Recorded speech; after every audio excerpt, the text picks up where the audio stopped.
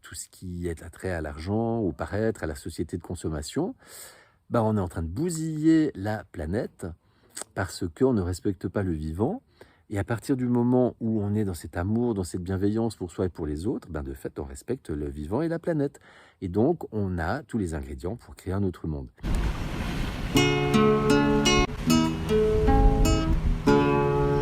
Les petits pas sages. Passage.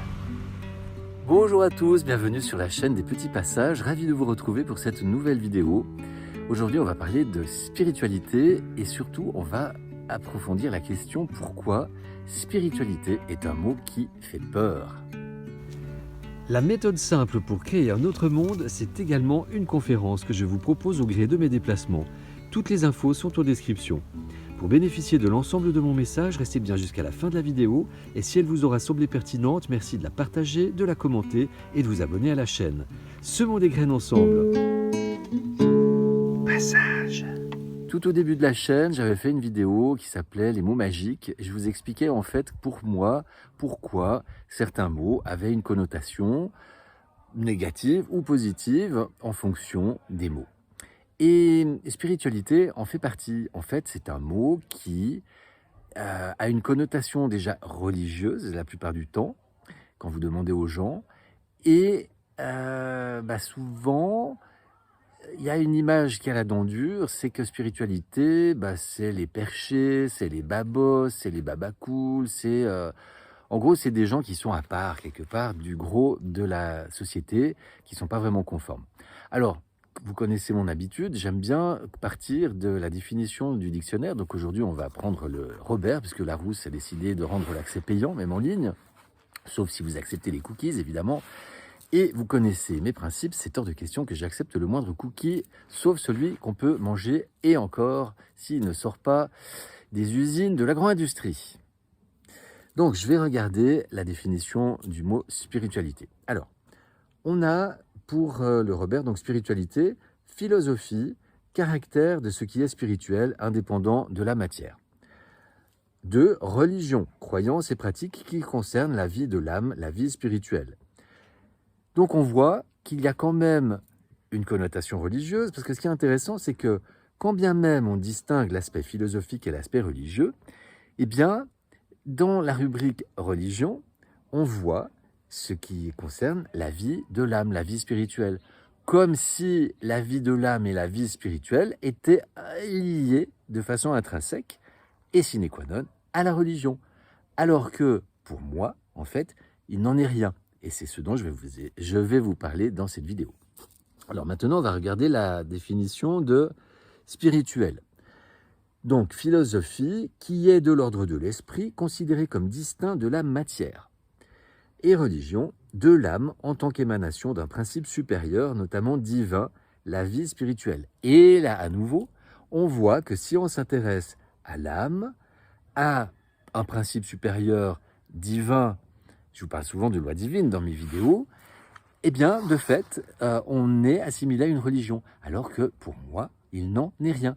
En fait, la spiritualité, pour moi, effectivement, c'est ce qui a trait à l'esprit par opposition à la matière. Donc déjà là, on va appuyer sur pause, parce que qu'est-ce que ça veut dire, la matière, le matériel? Souvent, quand on dit de quelqu'un il est matérialiste, eh bien, on a la connotation, il s'intéresse à l'argent, à tout ce qui est matériel, dans le sens, les objets, les objets qui ont une certaine valeur. Et par opposition à quelqu'un qui n'est pas matérialiste, donc qui a moins l'attrait de l'argent. Mais en fait, c'est pas ça, c'est pas que ça, parce que la matière, c'est pas que l'argent, c'est pas que les objets de valeur, c'est en fait tout ce qui est tangible. Je touche une table, je me touche moi, donc c'est quelque chose qu'on peut toucher avec nos doigts, qu'on peut ressentir. Par opposition à tout ce qui est pas tangible, donc on pourrait donné comme synonyme, pas tangible, pas visible. Donc en fait, pour moi, la matière, c'est ce qui est concrètement visible, et à l'opposition de ce qui est invisible, c'est le monde de l'invisible, c'est ce qu'on va appeler le paranormal, l'ésotérique, de nouveau, et ça, ça ferait l'objet d'autres vidéos, mais c'est aussi des mots qui ont une connotation un petit peu comme si on voulait garder ces sujets pour des initiés, pour qu'une poignée de gens, dans des boutiques spécialisées, quelque chose en gros, bon, il faut pas trop aller voir, quoi. Si tu vas au catéchisme et à l'église, ça va. Si tu regardes la télé, Netflix, ça va. Mais sinon, là, voilà, tu es quand même un petit peu dans la catégorie perché. Donc ça, c'est comment je vois les choses. Donc en fait, ben, le monde de l'invisible, ben, il est bel et bien là. Parce que les gens qui vous disent, oui, mais moi, je crois que ce que je vois, et je crois que oui, je crois que ce que je vois, en fait. Donc c'est un petit peu la même chose que je vois, c'est ce que je peux sentir, ce que je peux toucher. Mais j'aime bien prendre l'exemple des ondes radio, parce que les ondes radio, les ondes télé, les ondes de téléphone, enfin toutes les ondes, en fait, elles existent, puisque vous avez votre chaîne de télé, vos radios, et puis que vous pouvez me voir derrière votre écran. Mais donc, bah, en fait, si on les voit pas, si on est dans la catégorie des gens qui disent « je ne crois que ce que je vois », bah, les ondes, la télé, la radio, ça n'existerait pas alors. Donc ça prouve bien qu'il y a des choses qui ne sont pas visibles, mais qui existent. Donc en fait, si on le transpose, bah, ça veut dire que bah, y a plein de choses qu'on ne peut pas, nous, en tant qu'humains sur Terre, voir avec nos yeux, mais c'est pas pour ça qu'elles n'existent pas. Et pour les sons, c'est la même chose, parce que regardez tout simplement bah, les ultrasons. Les chiens, par exemple, entendent les ultrasons que nous n'entendons pas, mais ils font bien partie de la gamme des sons, du spectre de sons qui existe, voilà, etc., etc. Donc, bah, pourquoi ce mot spiritualité fait peur? Et pourquoi, en fait, il est assimilé à la religion? Parce que, donc, pour moi, les religions, c'est quelque chose qui est fait, sans exception, pour avoir une mainmise sur le peuple, pour le maintenir dans l'obéissance, dans la peur, dans la crainte de la punition, la crainte de Dieu, qu'on représente quelque chose d'extérieur à nous. Voilà. Et bah, en fait, parce que je vous le dis et je vous le redis et je ne me lasserai pas de vous le dire, tout se passe à l'intérieur de nous. Nous avons un énorme potentiel à l'intérieur de nous. Et donc, en fait, bah, si nous utilisions trop ce potentiel, eh bien, nous ne serions pas aussi dociles et malléables pour nos élites. Et donc, en fait, bah, tout est l'enjeu de l'ingénierie sociale, nous maintenir divertis et attirés par ce qui est à l'extérieur de nous. Et en fait, bah, la spiritualité, c'est s'intéresser à justement ce qui touche à l'invisible. Donc, ça veut dire aussi aller voir à l'intérieur de nous. Et donc, c'est pour ça que ce mot a une connotation et qu'on maintient cette connotation. C'est comme complotiste, c'est ces mots en fait qui font que les gens vont d'office s'écarter parce qu'ils entendent ce mot et association d'idées. Ah oui, mais ils ont dit que les spirituels c'était ceci, les complotistes c'était cela. C'est souvent les mêmes d'ailleurs. Et voilà, donc en gros, on ne va pas s'y intéresser parce que sinon nous deviendrions puissants. Mais la spiritualité, en fait, ben, c'est rien d'autre que, regardez, tout au long de mes vidéos, je vous parle de peur ou amour, je vous parle de bienveillance, je vous ai fait récemment une vidéo qui vous invitait à être gentil, ne pas avoir peur d'être gentil. Mais là aussi, je me rends bien compte que dès que je fais une vidéo comme ça, elle a moins de 50 vues. Alors que pour moi, c'est vraiment les sujets majeurs. Le nouveau monde, créer un autre monde, ça ne passera que par l'aspect spirituel, qui n'est autre que justement de remplacer la peur par l'amour, de ne plus être dans le jugement, la critique, la compétition, le ragot, la moquerie, etc. C'est d'appliquer les accords Toltec, ou tout quoi. Oui, d'essayer en tout cas de les appliquer. Regardez la vidéo les 10 commandements du nouveau monde, les ingrédients de base pour un autre monde, la spiritualité expliquée simplement, etc., etc. En fait, voilà, Malraux disait, le 21e siècle sera spirituel ou ne sera pas. En fait, voilà, ça veut bien dire tout ce que ça veut dire, c'est que si on continue à être dans la matière, dans le matérialisme, et puis ça contient aussi tout ce qui est attrait à l'argent, au paraître, à la société de consommation, on est en train de bousiller la planète parce qu'on ne respecte pas le vivant. Et à partir du moment où on est dans cet amour, dans cette bienveillance pour soi et pour les autres, de fait, on respecte le vivant et la planète. Et donc, on a tous les ingrédients pour créer un autre monde. Passage. Parce que il faut pas se leurrer, hein. Moi, je vous le dis de plus en plus clairement dans mes vidéos. À un moment donné, il va falloir faire des choix.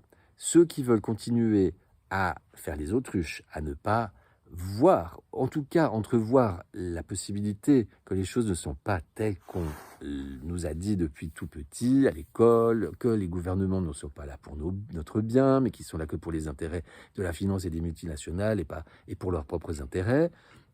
Ceux qui veulent continuer à croire et à penser comme ça, grand bien leur face, mais ils vont continuer d'obéir et de consentir, parce que je vous rappelle que le système a besoin de notre consentement, et il est demandé de façon très subtile, et on le donne de façon très inconsciente. Mais ce consentement a des conséquences. Je vous ramène à la vidéo Access, le petit outil, les conséquences de nos actions. Et donc, celui qui ou celle qui veut continuer à voir les choses comme ça, c'est son libre arbitre, va faire des choix dont probablement il va se plaindre par la suite. Et les autres qui ne veulent pas consentir, et il y en a peut-être qui consentent maintenant, mais qui, une fois pris conscience du vrai visage du monde, ne souhaitent plus consentir, eh bien, comment on va faire? Eh bien, ça impliquera de faire des choix, comme l'ont fait les soignants et tant d'autres qui ont refusé de se faire vacciner, quitte à perdre leur job. Je vous invite à vous inspirer de ces gens-là, et surtout si vous vous dites j'ai pas le choix, j'ai pas le choix. Mais on a toujours le choix. Mais la différence, c'est que c'est des choix qui sont très difficiles parfois. Voilà. Donc, en fait, la spiritualité, ce n'est rien d'autre que tout ce qui est de l'ordre de l'amour, la bienveillance.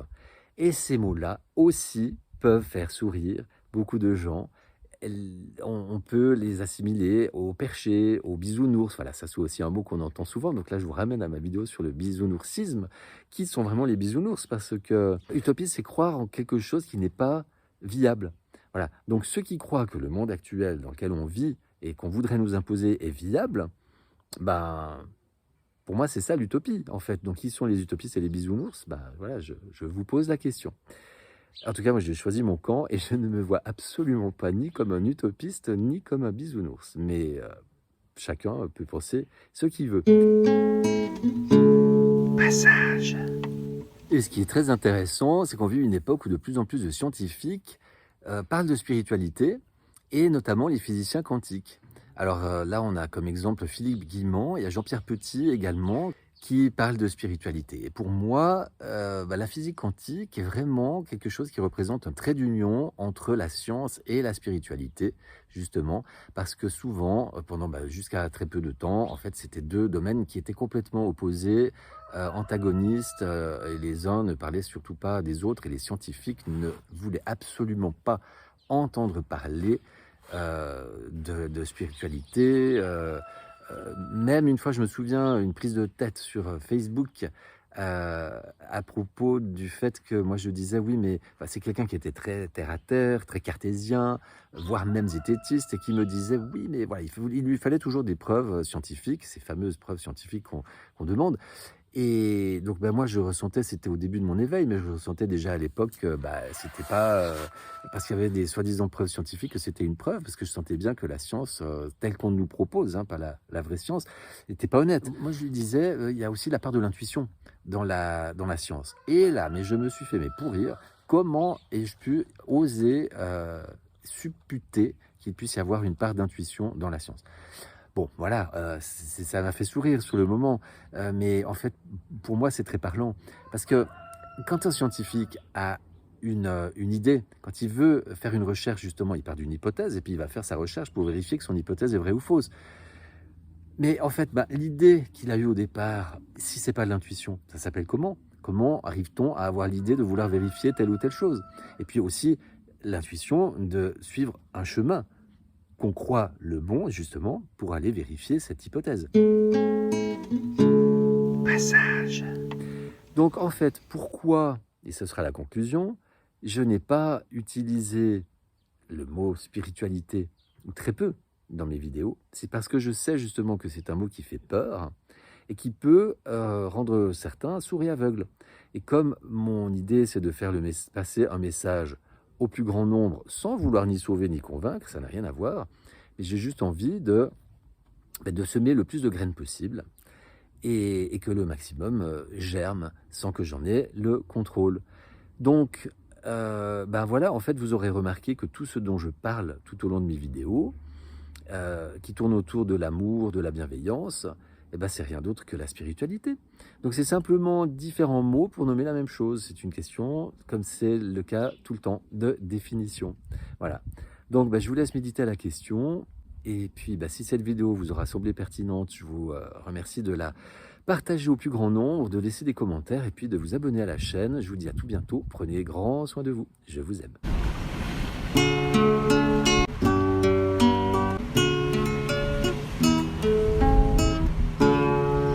Les petits passages. Passage.